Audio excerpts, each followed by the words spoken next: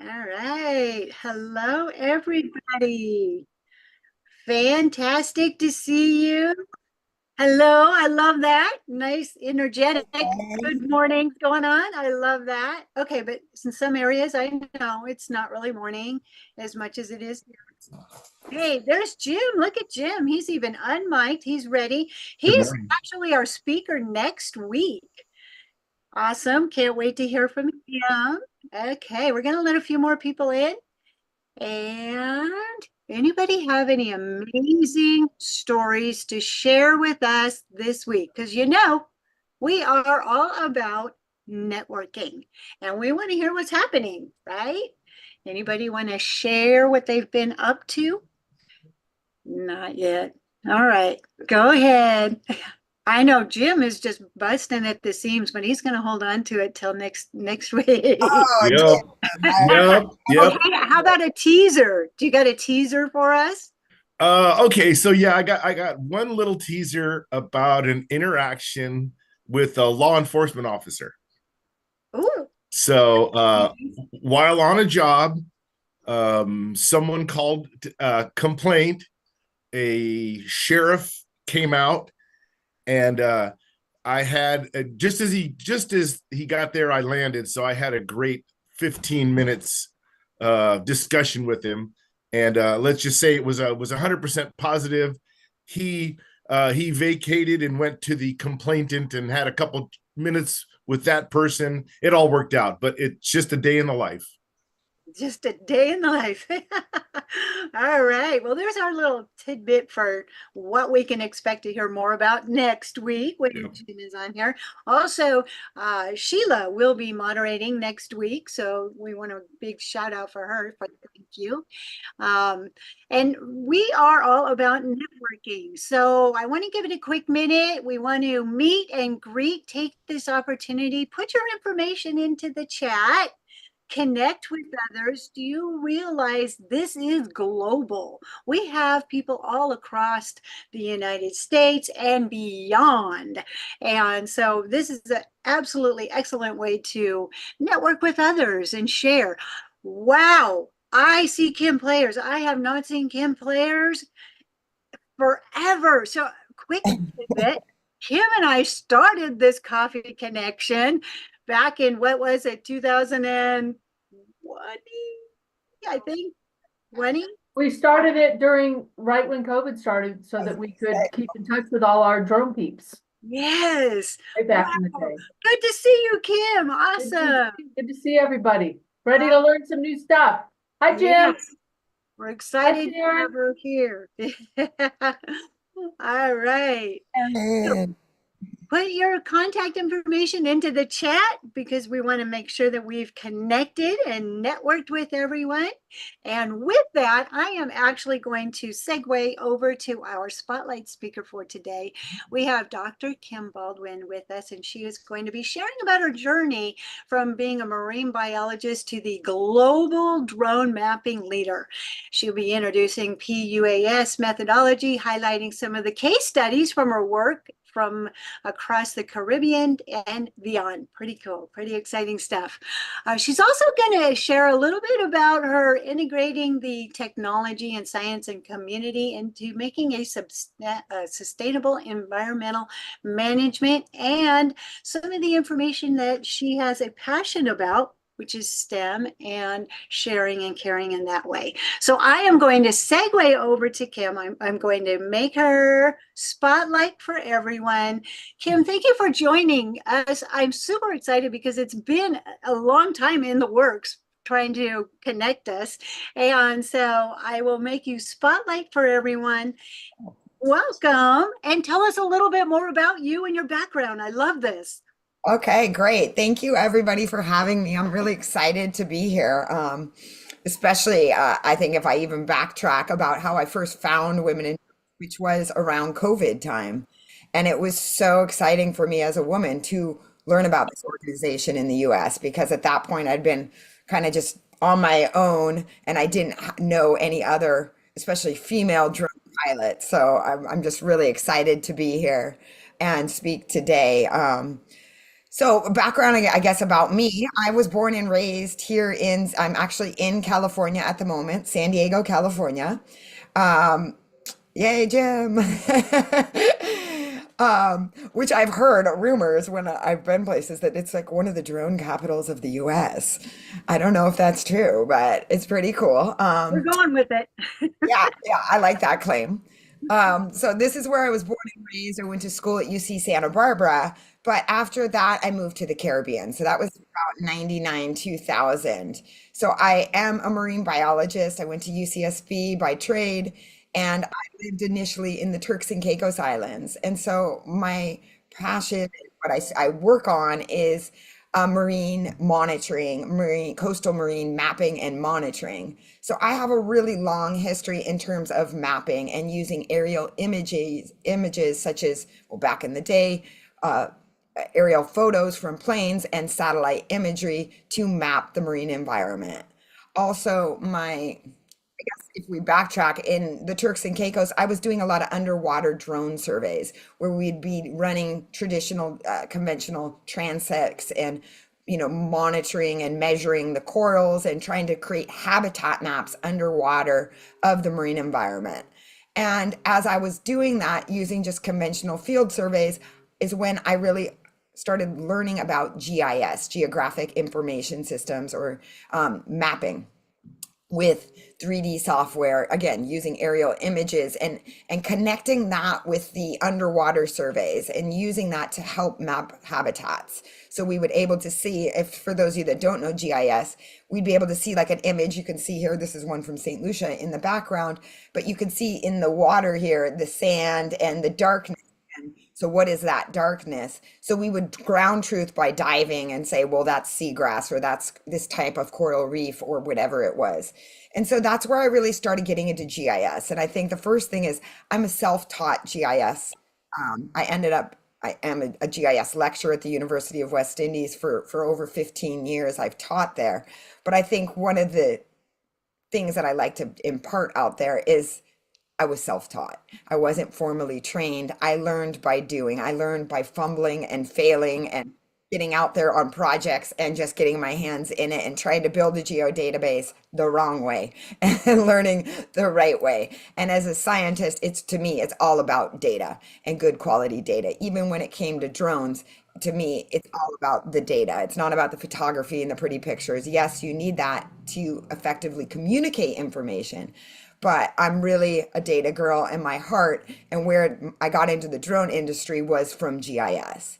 So I guess maybe, Desi, I could just lead into how I got into the drone. So I was doing environmental mapping and monitoring and field work. And actually at that point, I was teaching GIS and teaching young environmental managers across the Caribbean who were doing their masters in the department I was working for, how to use the GIS. And around 2015 or so, 2014 is when commercial drones were out. At that point, it was the 3D solo drone and the Phantom 2, and people were hooking GoPros on it and flying and capturing data. And I was like, whoa, this is pretty cool. Because in working in the Caribbean, even though I was born and raised here for the last 20 plus years, I am a citizen of Barbados, but I was living in Barbados in the Caribbean, studying in the Caribbean with resources of the Caribbean, which means we had very limited money. We didn't have access to big budgets or to aerial imagery. At that point, I was using Google Earth with my communities. So I was taking these maps, not just doing the underwater habitats, but what my PhD's in and what I specialize in is integrating conventional science with local knowledge. So at that point in time, I was working with communities to map their local knowledge, let's say, of what we're seeing in this picture here. What's the habitats? What's the resources? What are the problems? And working with communities to identify what their local solutions were. Many times in many Caribbean countries, they're split amongst lots of islands. And the government is based, let's say, on the mainland, but there's little islands with maybe a few hundred people. And there's this disconnect in terms of management information. So my specialty is going into a community, we would map it and then integrate the local knowledge about what was happening in that island to come up with environmental solutions. So when these drones came out and I could actually get good quality image, the other issue in the Caribbean was most of the islands were covered under clouds because it was there's mountains, and Google Earth at that point wasn't shooting the marine environment. It was more focused on land. And then in the Caribbean, they do something, if those of you that know GIS and Google Earth, it's called rubber sheeting, where they stretch images. So it was really inaccurate. So when I heard you could buy a $1,500 drone, put it in the air and get pictures, I was like, oh my gosh, this could be really cool. But I wasn't a model aircraft girl. I'd never played video games. I knew nothing about drones. And so around 2015, when the Phantom 3 came out and the drone was, because I'd learned on the 3DR, and still that was really clunky. We were hooking GoPros and you had to have timestamps. It was just kind of intense. So when the Phantom 3 came out, I was like, whoa, this is pretty cool. And I have two little brothers. Well, they're not little, but younger than me. And one's a photographer, surf photographer, one's a YouTuber. All three of us got drones for Christmas 2015 for all different purposes. Okay. They were gamers. They were into model aircrafts as a kid. And so I got my drone too with them. And the second time I flew, I turned the Phantom 3 off in the air by doing the sticks together. And this is before they had all the fail safes.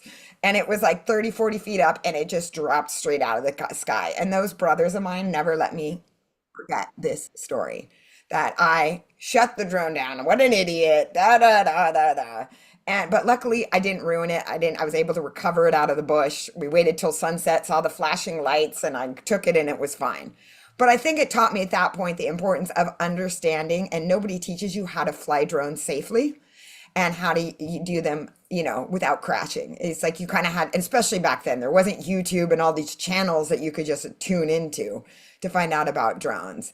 So I really started researching, drones and the mapping technology, because what I, realized, especially in the Caribbean, there wasn't really anybody else there to fly with or to help me.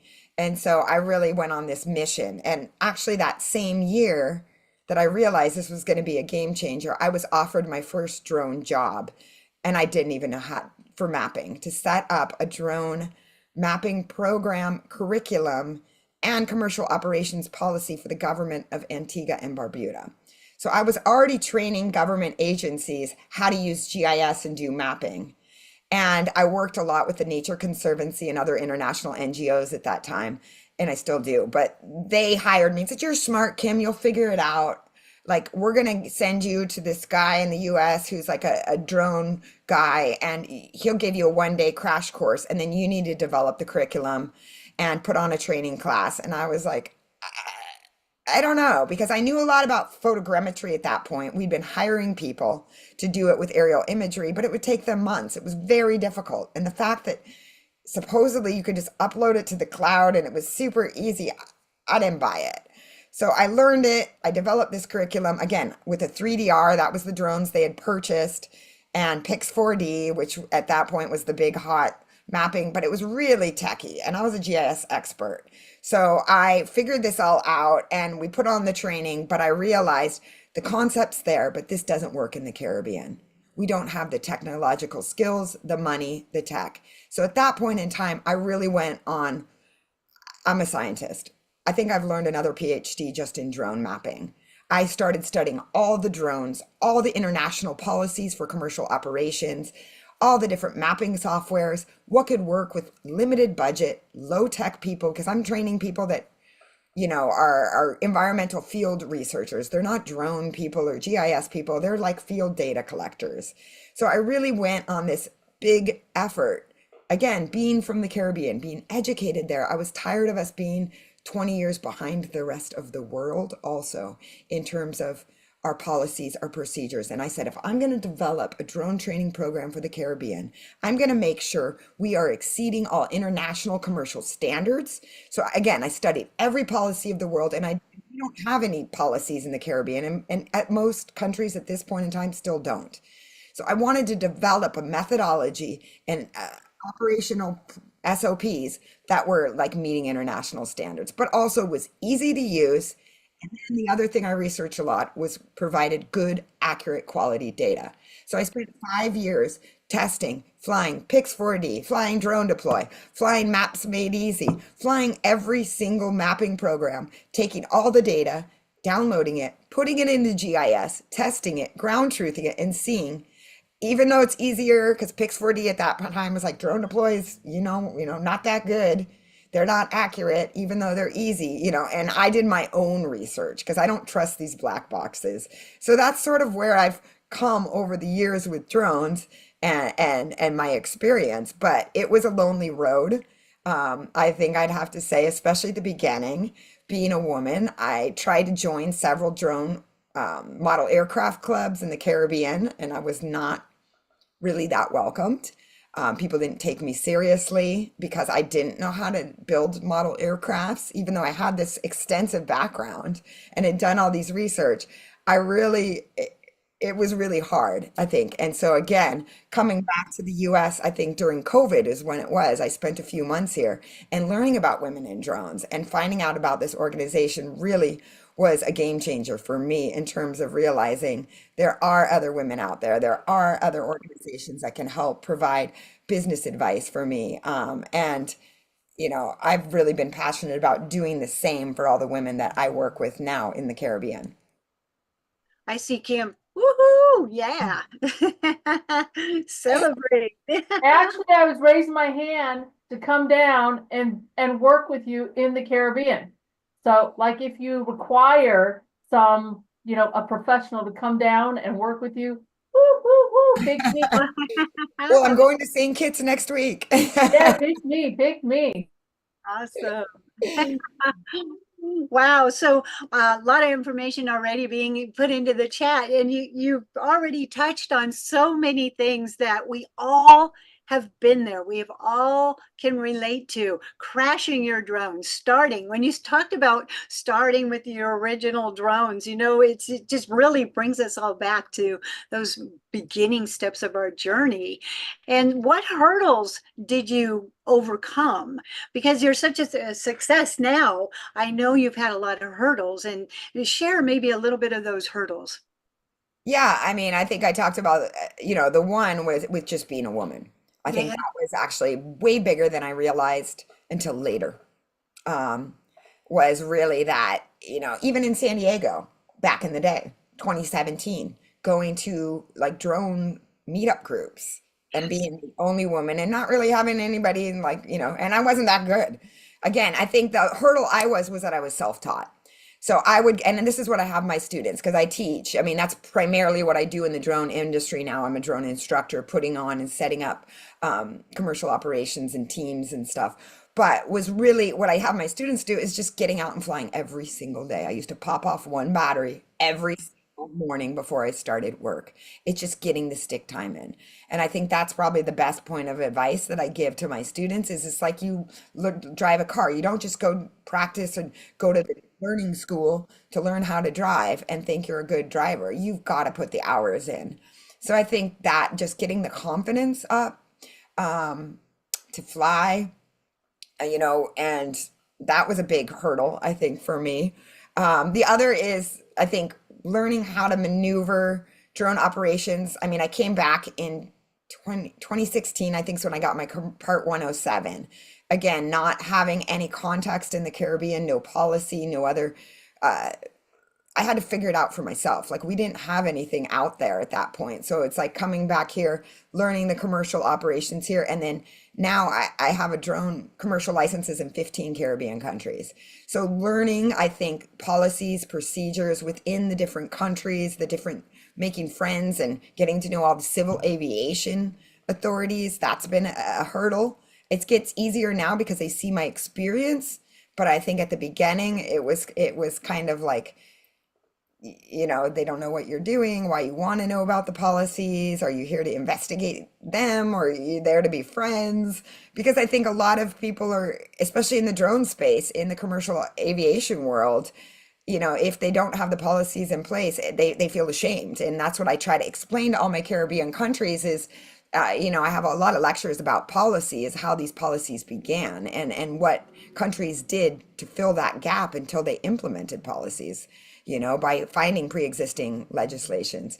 So I think that was another hurdle. I don't know if there's any other specific questions. So you had also mentioned about the safety and the protocols that you implemented. I know in the beginning it really was challenging finding this type of information, and we're starting to see a lot more of that safety not only being relevant, but actual protocols are being addressed and they are mandatory in some situations. And so you, starting out so early, developed your own training systems and your own safety management systems. Can you share a little bit with us about some of those systems that you put into place? Yeah, I mean, like right now, one of the classes I'm putting on, it's my largest class, but we start with commercial operations and the safety procedures. And really, it's based on international best practices. But again, I'm a data person, so I've integrated a lot about data handling, data management. I think that's one thing in all drone worlds, whether you're a photographer or not, people don't focus on is the data that comes with it and handling and managing and organizing that data. And if you don't, like, to me, there's no point in us out there capturing all this if we're not handling and managing that data correctly. And also data in terms of flight logs, reporting, having an incident and what you do and how you do it, even if your country doesn't require it, but having the flight logs, knowing how to access and download flight logs, the safety, the checklists, and not skipping. I mean, that's something I always tell my drone teams. Whenever I skip my own steps, that's when something bad happens. I'm in a rush and I skip the firmware or, whatever, and you go, and then there's an issue. And so it's really just making sure that you follow them and you follow the procedures meticulously. And I can say I've never crashed a drone. I've never lost any of them. I have all my drones, all like 10 or 12 of them I've owned right now that still function because, and I can't say the accidents and incidents don't ever happen, but if you follow all the procedures very carefully and you do your feasibility and your safety assessments and you don't take risks and you don't, drone flying isn't that bad. It's not that scary. I think people get really worried when they first start that there's going to be, and you hear of all these, I call them jokers out there. Oh, I got my first drone and, they tell you, oh, I was on a boat and I took it off. And I'm like, wait a minute, you were flying off a boat and you've never flown a drone before. Like that's one of my high risk situations as people on this call probably know, for so many reasons. And then they wonder why they lost the drone the first day off a boat. I just want to slap them one, So I think just a proper training is really, really essential and again, building that trust. In these small islands, the civil aviations know who my commercial operators are. They know they've been trained by me, so keeping their reputation, once you burn your reputation, it's all over. You can't earn that back. So I really try to enforce that to my teams as well, that they want to hold their head proud and they need to make me proud because all these countries know me and know that I train them. So if they cut corners and they don't do things right, it just makes me look like a joker. So I'm very strict, as they say. My students say I'm very forthcoming. I forget the word they always use for me. Straightforward. Brutalizer. Yeah. I used to call it drone training, and now they call it. That's my nickname. So I figured, I'm a Kim. They call it boot camp. Brutalizer. Yeah, boot camp. I'm a drill sergeant, they say. So I would like to circle back to being a woman in the industry and getting started. And, there's been a lot of comments into our chat actually about it and the hurdles that we've all overcome and the challenges and such. And can you speak a little bit more about maybe some of the positive aspects of what you've seen? Because we have been in the industry for quite a while and there has been some very positive changes. Yeah, there's lots of positive changes. I think I'm glad that we switched it because I don't think it's all bad news.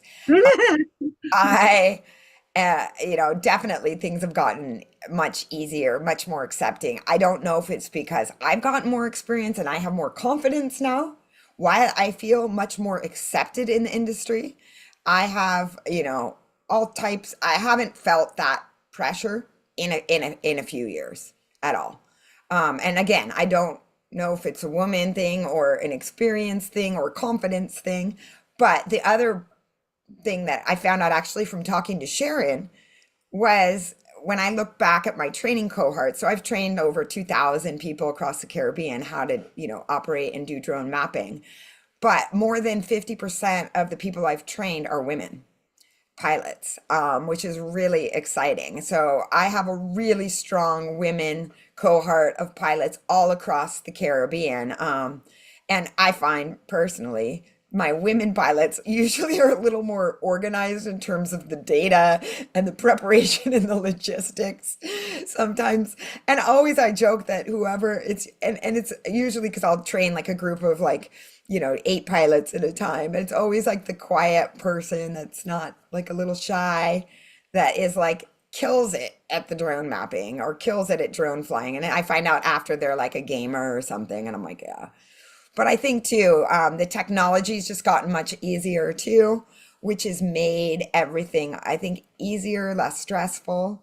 Yeah, I think that it's definitely, I don't know how other people's takes are here, but I think it's gotten much easier in the last 3, 4 years, actually, since COVID. Yeah, I agree. I agree.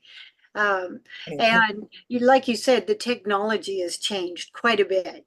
And so tell us a little bit about some of your experiences with the variety of technology and the mapping solutions that you have obviously taken a deep dive into. Share with us a little bit about some of those mapping solutions that you've found. Yeah, I think what sort of sets me apart maybe from other people doing drone mapping is my focus on environmental mapping.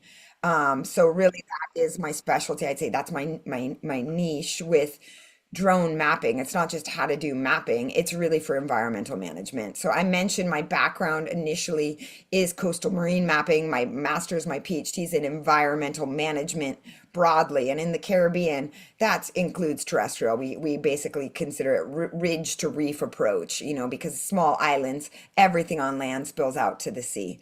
So mapping the environment has always been sort of this foundation of the types of training that I've done, but it was initially more focused for coastal marine environments. Now, since COVID, I've expanded into agriculture, food security, climate risk, and community resilience mapping as well.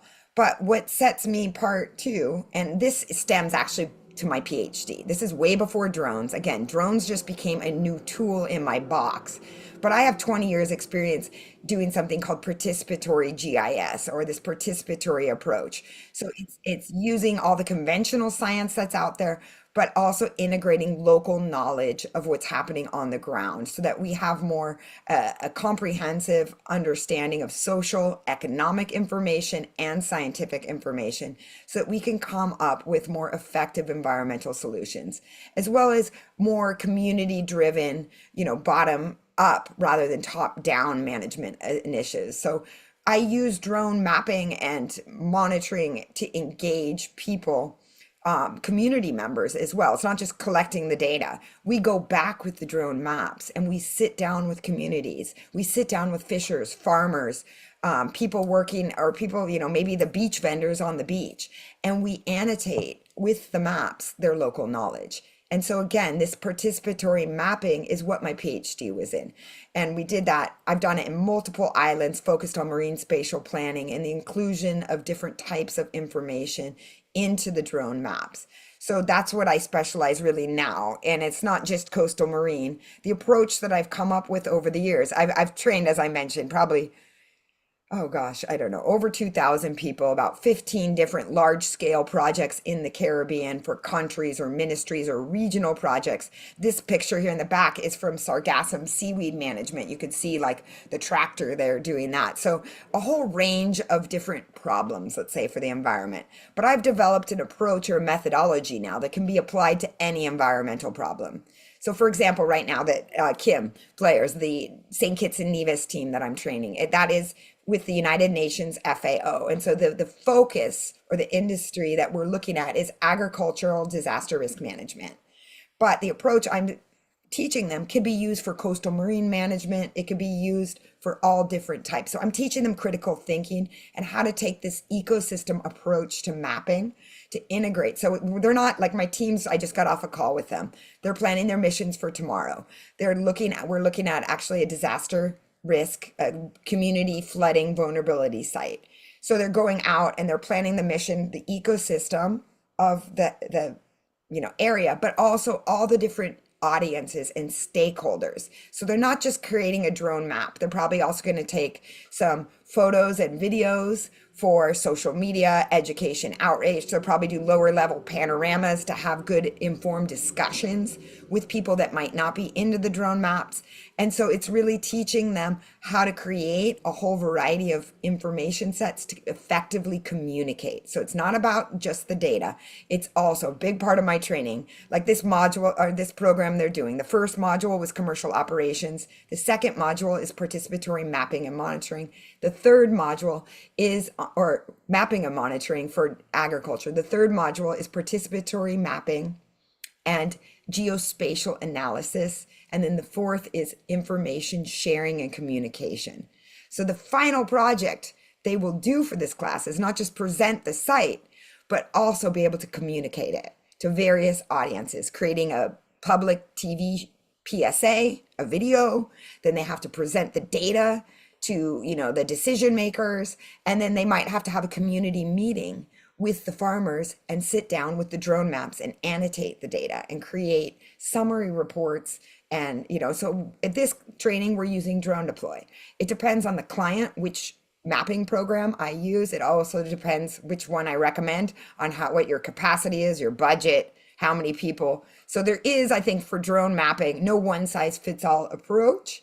But what I teach people is that thought process and then how to get help. My other big goal, I've got these team for 3 months straight.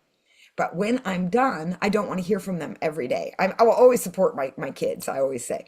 But what I'm trying to teach them is to build the networks, to know other drone pilots, to get friends with civil aviation, to know how to get help with DJI support, how to file claims, how to look on blogs, how to connect like with Women in Drones, so that they have this network when I'm done with them, not just me. And we have our Caribbean network. So I have my alumni groups. And so we still keep in contact, and we use Slack to, stay in touch and keep in contact. So I think that's kind of in a nutshell. Probably I gave you more information, Desi, than you wanted.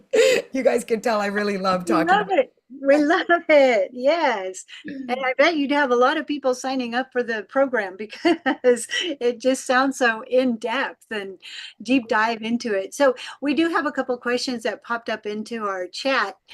Do you see changes in the U.S. policy impacting the type of work you're doing? I'm kind of happy that I'm not in the US with the type of because most of my clients were using DJI drones, and we know right now what's going on in the US in the drone world. So that's a little interesting. I know that it can have impacts on what I'm doing. I'm happy in terms of like the having remote ID and more accountability. I think for drone pilots, I think that really is something that's always kind of burned me because I follow all the rules religiously. Again, because my background working at universities and big agencies, it's all about protocol and we don't want to look bad. But then there's so many people that have ruined it out there for other drone pilots because, as I said, they're jokers. They're doing things that really is not appropriate. But yeah, I can't speak a lot because most of my work is, even though I'm from the United States, I'm not really, I have a commercial license here. I'm not operating much in the United States as a commercial pilot. I'm mostly working, I've done a few projects here in California with permaculture farms and local nonprofits here in San Diego, but most of my work is the Caribbean. So I'm not as following and up on the news. And I'm kind of, no offense, happy that this is a working place because it's getting a lot more complex here. Yes, yes, it is. So back also to the software and the mapping solutions that you're doing, you did specify that, every job is different and you choose your mapping software based on that. But there's been a couple of questions about what would be more of your go-to, a couple comments about, drone deploy versus the Pix4D, simplicity and accuracy. Do you have a little bit more follow-up on that? Yeah, well, I'm gonna hands down say that I love drone deploy. There you go. Yeah, Jim Bonnerdale's like, yes. I'm gonna bring it He back. was waiting for that answer. I'm gonna bring it back to 2016 and meeting Pix4D and the reaction that I got from Pix4D and the reaction that I got when I first met the owners of Drone Deploy in late 2016. And Drone Deploy has always supported me, encouraged me, gone above and beyond. I work with them for Drones for Good partner. They give all of my teams, my nonprofits, very good discounts. They are very generous in terms of, providing support and offering help, technical assistance for my teams. That's my go-to for the Caribbean for the most part, when we can, the organizations can afford it. Their tech support is amazing. I can't speak as much for Pix4D in recent times because I haven't worked with them much recently. But I am a huge fan of Drone Deploy. The price point, though, is prohibitive for a lot of new pilots, which is why, again, someone else that I absolutely love is based here in San Diego, which is Drones Made Easy and Maps Made Easy. So for a new pilot just getting started, that's where I put all my, and I train organizations that, let's say, look at this, it's the Ministry of Agriculture in St. Kitts and Nevis. Now, my individual pilots there might want to go out, and I'm training all of them to be commercial pilots as like a side hustle as well, right? They're doing it for work, but there's always extra money that could be made on the side. So again, anyone new that I'm telling, I say start with Pix4D, or not Pix4D, sorry, Maps Made Easy, and use it. And you can buy it. It's like a pay-as-you-go program if you want to do more. Yes, it's a little harder technically to use. It doesn't have all the bells and whistles in terms of the analysis. But again, what is your end use? So some of my nonprofits, that's all we do is Maps Made Easy.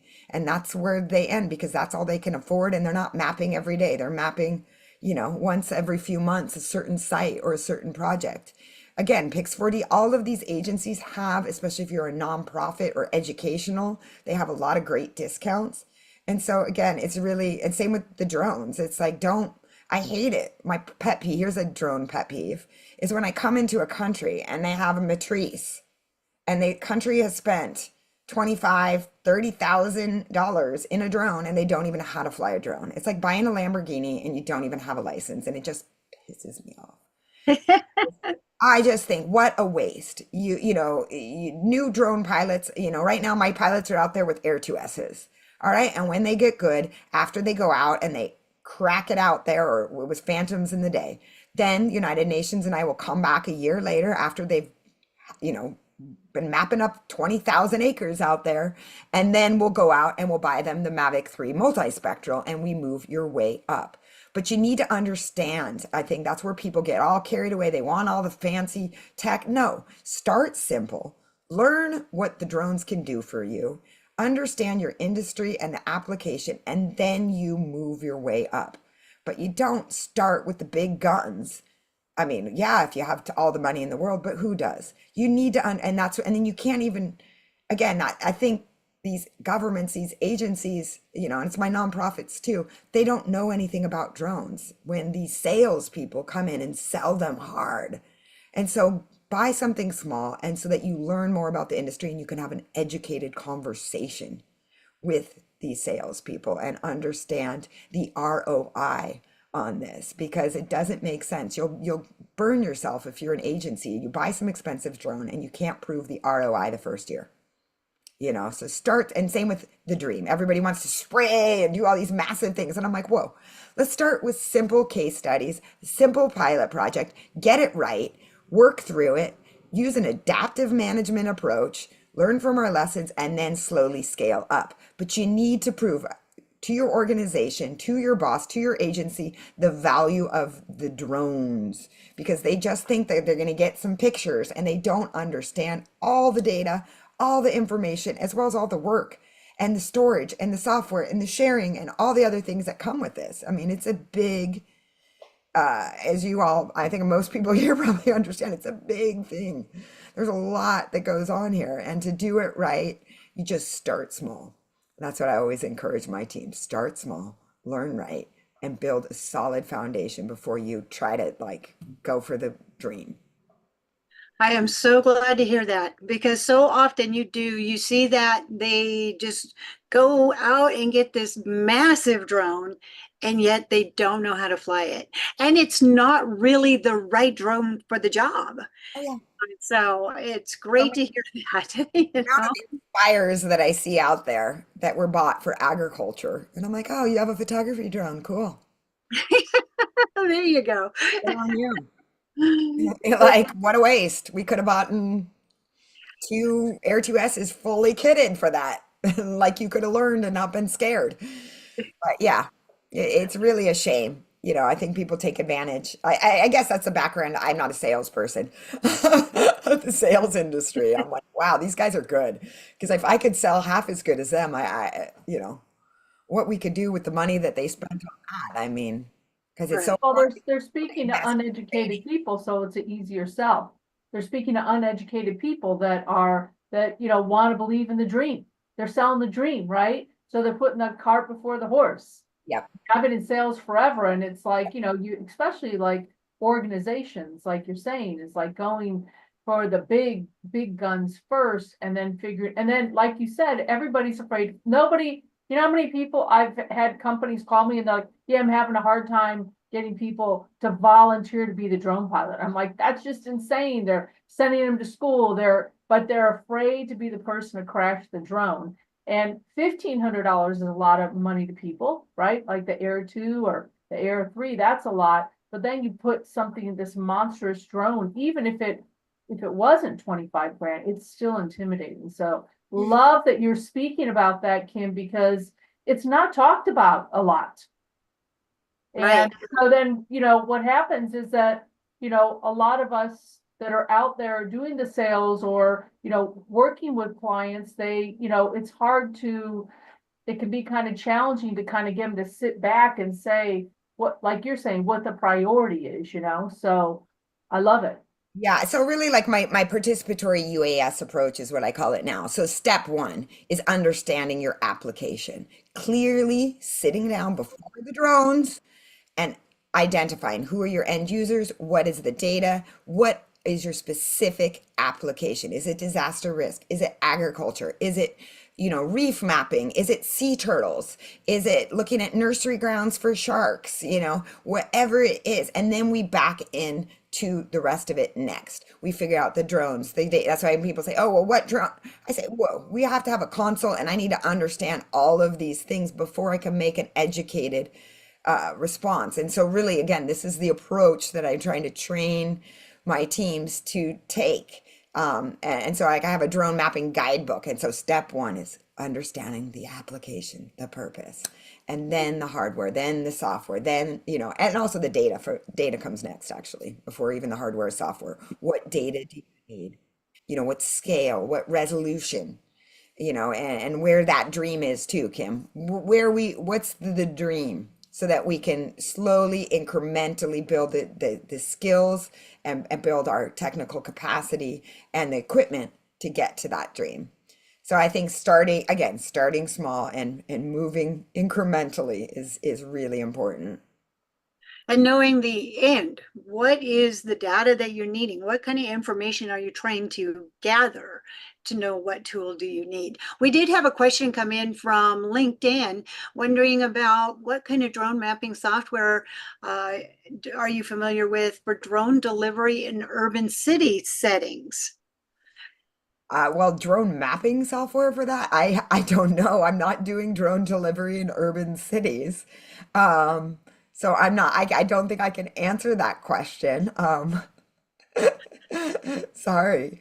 So, just as a follow-up to that, if you do have any comments or questions on LinkedIn or some of the other social media platforms, we'll try to get to those. Feel free to put those questions into the chat as well.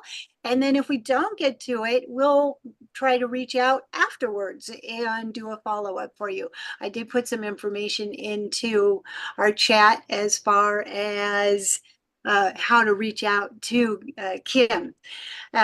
Kim, while I know we're kind of going to be running out of time here really quick, but I would love for you to share maybe your most exciting use case story that you have. Oh, I would love it. Actually, because I was just talking to my team about disaster management. So I was, this was a great one. I was putting on a drone training in the country of Anguilla in the Caribbean, beautiful island, and it was for disaster management. And we finished on Friday evening. It was just a 1 week. So I have different scales of class. So this was just a 1 week intro to flying and mapping, like a boot camp. So we finished Friday, and Friday night, a hurricane hit. So the team, all the power was down. Like, Anguilla is a very small island. It has one dirt road that loops around, like really small island. Power's out, a hurricane hits. And so actually we had mapped a coastal community called Sandy Ground. It's a low-lying coastal community known for flooding and it was in the high disaster risk zone, which is why we mapped it that week. We mapped the whole ecosystem. We also did some lower level corridor plans over the community, and I was explaining to them, it's really important to have pre and post disaster and whatever. And so of course we get on WhatsApp. I hear from my group in the morning, and there's WhatsApp videos of landslides, which is what was problem in this area down these cliffs into the community. And so there was all this. And so we didn't know where they were. Again, nobody had gotten out there. So, but it was also in a red zone. A DJI red zone is right at the end of the runway. And so I was telling the government agencies, you need to get these permanently unlocked by DJI. We had gone through the steps that week, but you have to get the letter from the air traffic control and all that. So we obviously had not done that. So I was called by the team. They're like, come down to HQ. And like, I had to go to headquarters for disaster management. And it actually took us like 3 hours to get the drones unlocked, which was a bummer. But then we were actually able to go out on the ground with the police. And we had these WhatsApp videos, and we went and we ran very quickly corridor plans along the cliffs to identify and pinpoint where the landslides were. Then we went back and did 3D maps down the landslides. And then not only were we able to use it nationally, we shared that data in real time the same day to SEDEMA, which is the Caribbean Disaster Management Agency. So they had professional surveyors and people that could look at the damages and assess, the needs that needed to be brought into the country to assist with this disaster. And that was really, and actually somewhere else, I was in another country just the other day, and we finished, and a hurricane hit that weekend too. But it wasn't that bad. But I keep saying, whenever I train disaster management and I'm in a country, like, the hurricane comes. But that probably was one of the most recent exciting things, Desi. That was about a year ago, was having the disaster happen. Literally the night training ended, and then I was supposed to stay in the island for 4 days for fun, to dive and hang out. No, I spent it disaster mapping, living at HQ with the team and the police and the fire department. But it was really great. And I just heard from them. They, just a couple days ago, actually, they were saying that, were giving me a shout out to do this Women in Drones. They saw the post, was that, they have set up commercial, and actually they got all the drones unlocked from DJI, and they've really taken the commercial operations to the next level in the country of Anguilla. And I was really happy to hear that. That is fantastic. What a perfect use case. Too bad you can't just broadcast that out to everywhere, because it is that before and after is just exactly what people need to know about, and how to mitigate it, and how to move forward and make the changes, the positive changes. Wow. The same thing just happened in St. Vincent and the Grenadines, Hurricane Beryl. My team, I just finished training them like 6 months earlier. And then the team went out 2 days after to one of the remote islands. No power, no electricity, power lines down. They said it was really intense, the electromagnetic interference and everything. And they were able to successfully map, it's a very small island, successfully map the island in one day with their four Phantom 4s. And they went out there and they cracked it. And I was so proud of them. And, you know, all the glitches, being offline, not having internet, like everything, and being in a red zone. So they had to pre-unlock it. And, you know, they had to climb up on a building to catch somebody's Starlink just to get it to unlock last minute. But they did it. And so that's, I think, what makes me really happy is I'm constantly hearing from my teams and these successes that they're getting, and, you know, hearing them progress their way up is really exciting. Wow. So, Yeah. it makes me a happy teacher. Oh, I bet. So I know we are kind of running out of time here. There was one other question that was brought up by Audrey that addressed how important is using the RTK module in the work that you're doing? Yeah, well, RTK is really important, depending on, again, your application. So as I tell them, not, you know, for environmental management, the good news is about 95% of environmental management applications do not need RTK. All right. And so it's the difference between map accuracy with the features within your map and global or relative accuracy of where that map's placed. And so that's a big part because GIS is my background. So really explaining data accuracy, data quality. And so when do you need that centimeter level accuracy? So yeah, spraying, that's one of those needs, right? You need to know if you're gonna, you fly it first, let's say with the M3M, and you find out where the problems are, and then you would put the sprayer drone so that it turns exactly on and off. If you're a few centimeters off, you know, you miss the plant. But, or also for when I'm working with environmental like engineers. And so we're going to be building a breakwater, or we're looking at erosion on a beach, changes over time. So when you're looking at changes over time, you want to compare one map from one day to the next day to the next day. And especially if there's centimeter level changes, you need to have an RTK module. Other than that, reefs don't move. All right. You know, the reef is going to stay the reef. The health of the reef, you can't determine with the drone anyhow. All right. You know, you have to dive. And so I think the other big point that I teach, and what's different, you know, with me, I'm not just teaching drone mapping. It's what almost always you need to do a field survey with environmental mapping and correlate that data to the drone map. So like I said, you can see in this picture here that there's sargassum on the beach, and you might be able to identify where is sargassum and where is not. But to know the volume requires a field survey, or to know the health of the reef requires ground truthing, or same with the fields of the crops. A lot of agricultural, you know, it can give us certain indicators, but you need to get on boots on the ground to find out what pest is actually killing the field. The drone's not going to, it's going to show you where the dead spots are. It's going to identify the problems, but drones don't replace people. We still need to integrate environmental mapping with boots on the ground field surveys.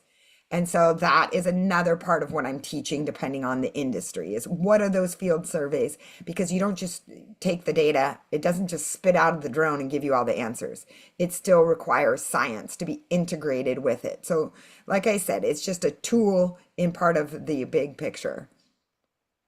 And we have heard that so many times, but it is so true. Very true words. Your work is so rewarding, and it just moves everything forward and vital for the environment. It's very exciting.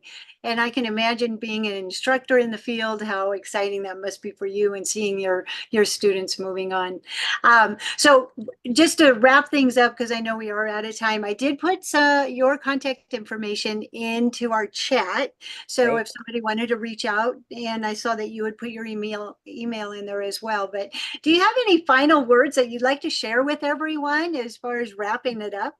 I think something I'm really excited to share to this group, which I have not shared yet, is since COVID, I have been teaching blended. I had to build for the United Nations because I wasn't allowed to travel at online training academy. And so that right now is a blended. I teach part-time in person, and then we coach, and I have online lessons, but I'm launching it 100% virtually next within the next 2 months. So I have environmental practitioners from all around the world that are constant, especially on LinkedIn, always messaging me. They want to learn more about drone mapping for environmental monitoring. And this approach that I've talked about today, I am confident to say, after many years of iterations, many cohorts using it, it is going to be ready for fully virtual launch. And I will be releasing it in Q2. So probably right after Easter or so, it should be ready. I've got all the modules filmed. I'm just kind of cleaning it and making it so that it can be a fully virtual. So this would not be somebody that's like learn to fly. I mean, I could do that, but really it's more people that know how to fly that really want to know more about environmental mapping and monitoring. Commercial operations also will be covered in it. So there'll be different modules. You could either buy the whole thing or just buy certain parts of it, of course. But I'm really, really, really excited to launch this globally to the entire world because I know that this approach can be easily scaled anywhere. If I can do it regionally, I've put on cohorts across 9 countries simultaneously coaching them, people that know how to fly. I'm very excited to announce this. So people either want to follow me on LinkedIn, it's Dr. Kim Baldwin. Also, I think about it, Instagram, drones or bust, like Vegas or bust, busted up, drones or bust is my Insta handle, or email me or just look me up, Kim Baldwin, Barbados, Kim Baldwin, marine biologist, Dr. Baldwin, I don't know. Or reach out. I would love to keep in touch. I think another thing, Desi, I want to talk to you guys more about, a whole bunch of women. I would love to start a chapter of drones, women in drones Caribbean. I've been rounding my women up. They are ready to go. They just want to get more involved and networked. And I think they feel very isolated in the Caribbean. It's like just us. So every woman that I've trained is like, absolutely, I would join. So let's make that happen between me, you, Sharon. Like, I want to find out more about that. That would be something I'd really love to be a part of. Awesome. You heard it here. Okay. That ball Promise is it. rolling. I'm making the commitment here. Here we are. There you go. Let's do it, Kim. Hey, wait, I think we need to go there and see in person. Right? If you're invited, just let me know. Road trip, road trip. See one in our horizon. My next country is love it. Dominica after this. So Love it. Awesome. Yeah. So I did, once again, I put all your contact information into our chat. A lot of congratulations. Way to go. Awesome. A couple of where can we sign up? oh, good. Yeah, I don't know if anybody's gonna sign up. I mean, I kind of think so. I hope so. I've spent a lot of work on this, but I really, really am excited to launch this next chapter and scale a little wider my net. Awesome. Awesome. So if we just follow you, say on LinkedIn and such like that, we'll get more information. Yeah. I mean, or people could just email me and I can put them on an email list or something, you know. Oh, okay. Yeah, whatever. People just reach out to me. Like I said, either LinkedIn, whatever, and I can make sure that I put you into my little email because I have my student email list. So I'll just add you to my mailing list. Not that I mail out that much, but when I launch this, I'll be mailing out something. Put out a big blast. So I'm going to put your email into our chat as well. So everybody, do you want to make sure that you save the chat? There's 3 dots on there. The first option is to save the chat because there has been a lot of great contact information put into it.